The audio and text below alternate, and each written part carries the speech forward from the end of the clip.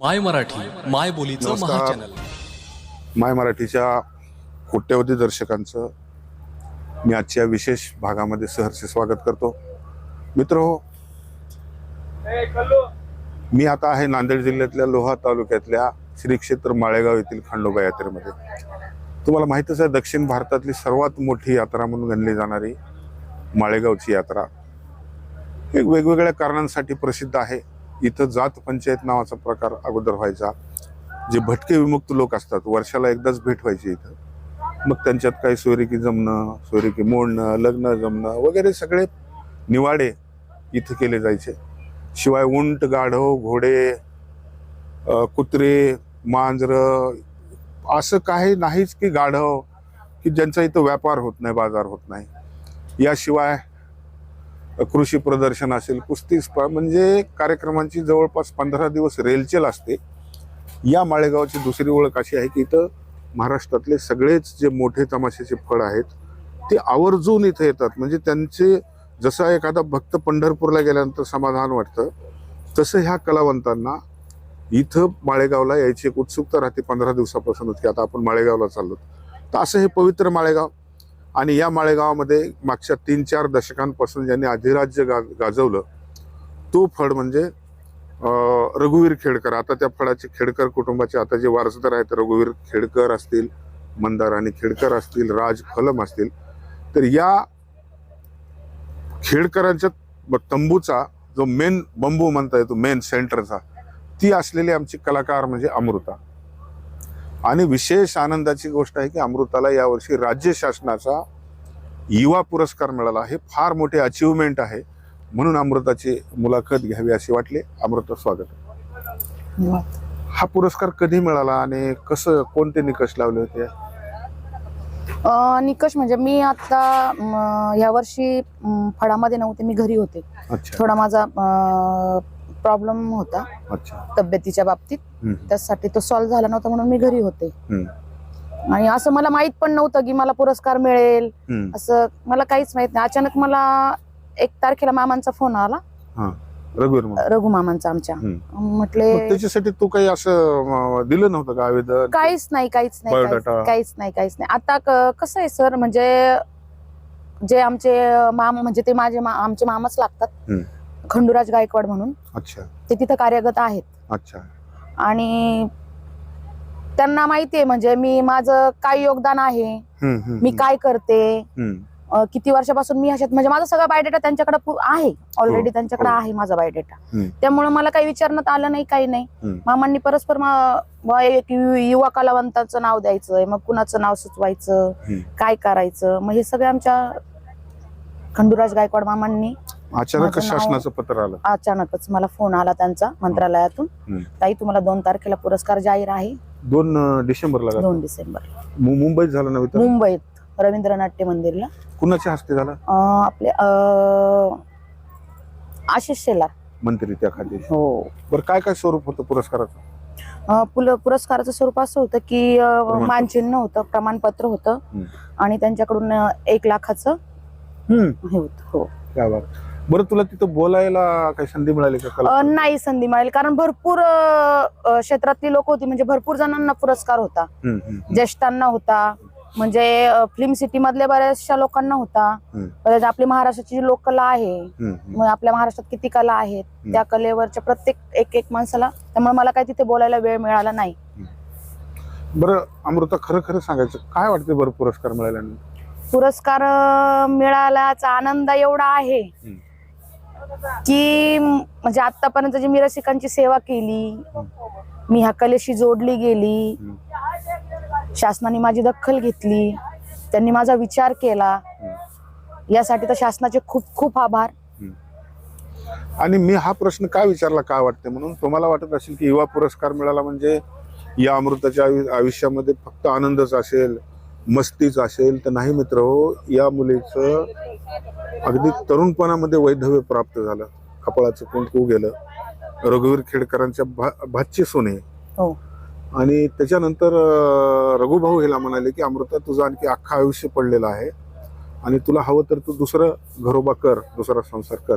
तर ह्या मुलीने सांगितले की नाही, खेडकरांची सोन म्हणून जे माझं वैभव आहे ते मी आयुष्यभर जपणार. म्हणून मी विचारलं अमृता की हा पुरस्कार म्हणजे कुठेतरी आपल्या मनाला थोडं तरी म्हणजे वाळवंटातून एखादा झरा दिसावा तसं. हो हो हो. हा ना.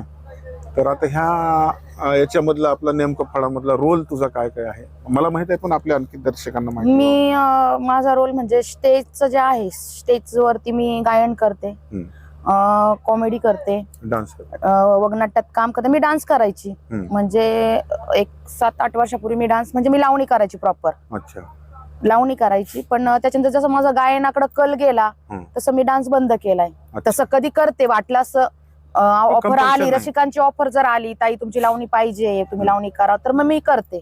पण शक्यतो माझा गायनाकडं आणि अभिनय आणि जास्त करून कॉमेडीकडे जास्त कल आहे आता सध्या. त्यामुळे डान्सकडे माझं म्हणावं असं नाही, मी डान्स करतच म्हणजे किती अष्टपैलू आहे बघा. आणि मला वाटतं एक मुलगी आहे ना. हो, एक मुलगी मला काय करते 7 वर्षाची. ती आता 2रीला आहे. अच्छा. कुठे? संगमनेरला. अच्छा. आता थोडस ह्या प्रवासात खरं तर काही त्रास नाही तर अगदी माहेरात राहिल्यासारखं. हो हो हो, माझं घरच आहे ना. बरं, असे काही आयुष्यामधले काही प्रसंग आहेत का या क्षेत्रातले की जे कधीच विसरू शकत नाही? असे काही चांगला प्रसंग आणि वाईट प्रसंग सांगता येईल का आपल्या दर्शकांसोबत शेअर करता येईल? तर ह्या क्षेत्रातले तर मला वाईट प्रसंग तर नाही कधी आले. माळेगावलाच म्हणून नाही, महाराष्ट्र नाही महाराष्ट्रात कुठे म्हणजे नाही कधी वाईट प्रसंग आले. म्हणजे कारण कोणीतरी खाणारे पिणारे काहीतरी धिंगाणा नाही नाही नाही नाही नाही असं मला म्हणजे आतापर्यंत माझ्या आयुष्यात असा प्रसंग आलाच नाही. आणि एक दुसरं एक सांगायचं म्हणजे का आला नाही, कारण मी खेडकरांची भाची सून म्हणून रसिकांच्या नजरेत आहे. त्यामुळे माझ्याकडे बघण्याचा दृष्टिकोन रसिकांचा वेगळा आहे. नाही नाही अमृता, ते मान्य नाही मला. खेडकरांची भाची सून इतकंच कारण नाही. तुझा अभिनय लोकांना आवडतो, तुझं नृत्य आवडतं, तुझं ते सगळं बाकीचं आवडल्यामुळे आपोआपच ते एक नैतिकता, मॉरल निर्माण होतं. हो, त्यामुळे मला कधी रसिकांकडून क्रिकेटमध्ये सचिन तेंडुलकरला कधीच कुण्या परदेशी खेळाडून स्लेजिंग केलं नाही किंवा शिवाय दिल्या, कारण त्यांचा एक आदर होता. हो बरोबर. कदाचित ते कारण असावं असं मला. हो हो हो. आणि आपल्या कलेशी प्रामाणिक राहणं, निष्ठावंत राहणं, रसिकांशी प्रामाणिक. रसिकांसोबतचं बिहेवियर तुझं कसं असतं? म्हणजे रागावणं, शिवाय देणं का समजावून सांगणं? नाही, समजावून सांगणं, जशाला तसं असतं. मग असे काही प्रसंग आलेत का मला वाटत जे की लक्षात राहिले, चांगले आणि वाईट, शेअर करायला पाहिजे? नाही, शक्यतो जास्त चांगलेच प्रसंग. म्हणजे रसिकांनी कौतुक पण माझ्या कलेला दाद पण रसिकांनी खूप दिली. माझं कौतुक पण अजून पण करतात. आता मी 1 महिनाभर घरी होते, त्यामुळे भरपूर रसिकांनी माझ्या आठवण खूप मिस केलं मला. आणि मला वाटतं तूही मिस केली असेल की? खूप मिस केलं मी, खूप मिस केलं. ही निष्ठा असते कलेप्रती. रसिकांनीच मिस केलं नाही तर अमृताने सुद्धा मिस केलं की काहीतरी चुकल्यासारखं वाटत. हो हो. आणि एक थोडासा हळवा प्रश्न विचारतो, तो पुरस्कार घेताना मिस्टरांची आठवण आली असेल? ती तर आयुष्यासाठीच आहे, आयुष्यभरासाठीच आहे ना. मला नाही ना, आज त्यांच्यामुळे मी इथे. आज ते माझ्या आयुष्यात नसते तर मी सोबतच आहे. हो, आज त्यांच्यामुळं. आणि मला असं वाटत नाही माझे मिस्टर हयात नाही येत असं म्हणून मी नाही चालत. माझे मिस्टर आहेत, माझ्या सोबत आहेत आणि ते काय माझ्या सोबत राहतील. किती वर्ष झालं या घटनेला? आता त्यांना 5वं वर्ष चालू आहे. ते कायम सोबतच राहणं, त्याच्याबद्दल वादच नाही. बरं, आणखी काय भविष्यात करायचं ठरलंय? आणखी आपल्यामध्ये इम्प्रूव्हमेंट, मला हे आणखी करायचे असं काही आहेत का होप्स? किंवा आणखी करायचं म्हणजे तमाशासाठीच करायचं. तमाशात एक नवीन लावण्य आणावंसं वाटतं, जे रसिकांना पाहिजे ते द्यावंसं वाटतं. मागणी तसा पुरवठा. बरं, काय वाटतंय अमृता, एक तरुण कलाकार म्हणून, की ह्या लोककलेला काही भवितव्य आहे की नाही? सध्याची परिस्थिती अशी आहे, तसं म्हणायला तर या लोककलेला भविष्य नाहीच म्हणलं तरी चालेल. अनिश्चित झालेलं आहे. हो, म्हणजे फळ मालकांना सुद्धा खूप अवघड झालेलं आहे. आता तू मालकामधलीच एक आहे. हो हो हो. कारण कलाकारांची आता महिनेवारी नाहीत, रोजच्या रोज पेमेंट करायचं. उद्या ते राहतील की नाही त्यांची मर्जी आहे. मग याला कुठेतरी आळा घालण्यासाठी काहीतरी युनियन बनवावी किंवा असं काहीतरी करा. तुला काय वाटते? म्हणजे कसं आहे ना सर, आता शेवटी ज्याचा त्याच्या पोट पाण्याचा प्रश्न आहे हा. आपण करतो, आपल्यामुळे 4 चुली चालतात हे आपण मान्य करतो. पण कसं आहे, आताच जनरेशन कसं झालेलं आहे सर, लावणी क्षेत्र, जागरण क्षेत्र, आता जे आपल्याकडे मुली येतात हम्म. त्यांना तिकडे 3,000 रुपये 4,000 रुपये म्हणजे तुमची स्पर्धा मालकांची. हा असं पेमेंट दिलं जातं. आता तमाशात तेवढं पेमेंट नाही दिल्या जात, त्यामुळे त्यांना काय आम्हाला परवडत नाही. कुठे दिलं जातं ऑर्केस्ट्रा? ऑर्केस्ट्रा लावणी, जागरण गोंधळ. आता जागरण गोंधळाचं खूप निघालंय, मुली आता सगळं सोडून जागरण गोंधळात जातात. किंवा वाघ्या मुरळी. हो, ते जागरण गोंधळ आमच्या इकडे त्याला जागरण गोंधळ म्हणतात, इकडे वाघ्या मुरळी म्हणतात, आमच्या इकडे जागरण गोंधळ. आपल्या चॅनलवर आहेत बरेच, तर ते आहेत मुली येतात तिकडे म्हणजे. हो, म्हणजे त्यांचा ओढा कमी झालेला आहे. कमी झाला, तमाशाबद्दलचा ओढा खूप कमी झालेला आहे. आणि कलावंत आता म्हणजे हातावर बोटावर मोजण्या इतकेच कलावंत आहेत. जातीवंत कलावंत ज्याला म्हणतात. हा, ज्यांना तमाशा काय आहे ही माहिती ते थोडकेच बोटावर मोजण्या इतकेच आहे. आणि पूर्वी कसं असायचं सर, पूर्वी आम्ही 7 आम्ही दसऱ्याला बाहेर पडायचो, तो आम्हाला आम्ही मे एंडिंगला घरी जायचो. तो पूर्ण 7 महिन्याचा सीजन, 8 महिन्याचा सीजन व्हायचा. आणि त्यावेळेस हो, आणि त्या टायमाला रसिक पण खूप असायचं. आणि त्या टायमाला काय तिकीट असेल 50-60 रुपये तिकीट होतं, पण लोक भरून राहायचे ना सगळं. हो. आणि आता कसं झालंय, तिकिटावर एक तर कार्यक्रम नाहीये. सुपारीवर जेवढे कार्यक्रम जातील तेवढेच आमच्या पोटा पाण्याचं काय असेल ते. पण आता हे कार्यक्रम नसला तरी रोज 5-50 हजार रुपये खर्च आहे, ह्या लोकांना अंगावर पोसावं लागतं. आता 2 दिवस कार्यक्रम नाही, तिसऱ्या दिवशी आम्हाला काय म्हणतो 2 दिवस त्यांना अंगावरच पोसावं लागतं. पुन्हा हा प्रवास महागडा, सगळ्याच गोष्टी आता सगळंच महाग झालंय. तुमचं डिझेल महाग झालंय. ह्या बिकट परिस्थितीमध्ये ही कला टिकवायची असेल तर शासनाकडून काय अपेक्षा आहेत आणि लोकांकडून काय अपेक्षा आहेत? कलावंत कसं आहे, लोकांकडून प्रेक्षकांकडून हीच अपेक्षा आहे, कारण तमाशाकडे बघण्याचा दृष्टिकोन सर लोकांचा बदललेला नाहीये. बरोबर. अजूनही पिंजरा चित्रपटात जे दाखवलं जातं तेच तमाशाला मानलं जातं. अगदी बरोबर. त्यांच्या म्हणजे बघण्याचा दृष्टिकोन असा बदललेला नाहीये. तो लोकांनी बदलला पाहिजे, तमाशाला प्राधान्य दिलं पाहिजे. तमाशा ही महाराष्ट्राची लोककला आहे, पूर्वीपासून चालत आलेली, ती काय आत्ता चालू झाली असं नाहीये. महाराजांच्या काळापासून तमाशा ही लोककला चालत आलेली. आणि तमाशाने काय नाही दिलं लोकांना, प्रबोधन केलंय, समाज प्रबोधन आणि केलंय. मला एक जाणवतंय की लोकांच्या तरुण पिढी आहे, त्यांना वाटतं की तमाशा म्हणजे फक्त ते डान्स करणाऱ्या मुली, पण खरा तमाशा तर वगामध्ये असतो. हो, त्याच्यातून संदेश असतो समाजाला, असतो. ते कोणी बघत नाही. तर ते बघण्यासाठी काय करावं लागेल? नाही बघत. आता तो त्यांनी त्यांचं माइंड त्यांनी तयार करायला पाहिजे. तुम्ही पण काय बदल केला पाहिजे का नाही?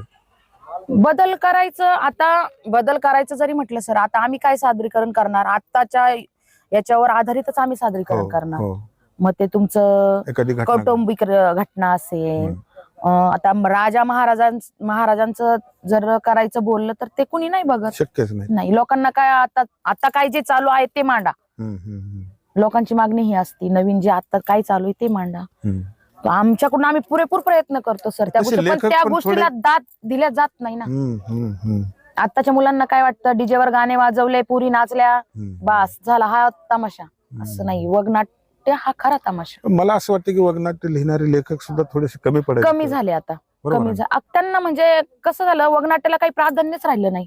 आताच्या पोरांना विचारा तुम्ही वगनाट्य, नाही सांगू शकणार ते. काय म्हणतील वगनाट्य. आणि पूर्वीची लोक ऐकावी होते, त्यांना कलेची जाण होती. पूर्वी कलावती बघत नव्हते लोक, कला बघायचे. आता तसं नाहीये, तिला कला नसली तरी चालेल, पण कलावती चांगली पाहिजे, फिगर चांगली पाहिजे, 0 फिगर पाहिजे, कमी ड्रेस कपड्यामध्ये. हो, आता इतकं म्हणजे पोरांचं आताचं जनरेशन एवढं हे झालेलं आहे. तुम्ही कमी कपड्यातली बाई उभी करा आणि पूर्ण नऊवारीतली बाई उभी करून बघा, त्यातला फरक तुम्हाला समजेल.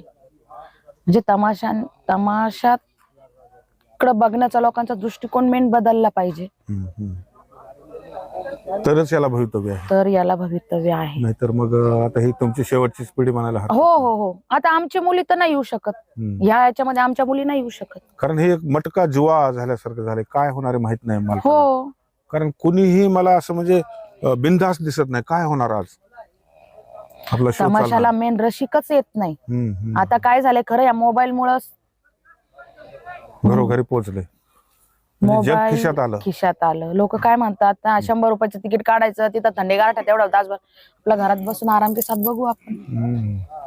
म्हणजे बघा, अमृताशी गेल्या 15-20 मिनिटांपासून बोलताना एक लक्षात आलं, एक कलावंत म्हणून अमृताला तिनं असं म्हणले की दोघांनीही 2-2 पावलं पुढं आलं आणि पाहिजे. मागं गेलं तरच ही कला टिकेल. ही कला टिकली पाहिजे, कारण या कलेनं जसं जेवणामध्ये मिठाचं स्थान आहे तसं महाराष्ट्राच्या जेवणामध्ये लावणी आणि या लोककलेचं स्थान आहे. हे टिकण्यासाठी रसिक आणि कलावंत दोघांनीही 2-2 पावलं पुढं 1 पाऊल मागं असं केलं तर ही कला टिकेल.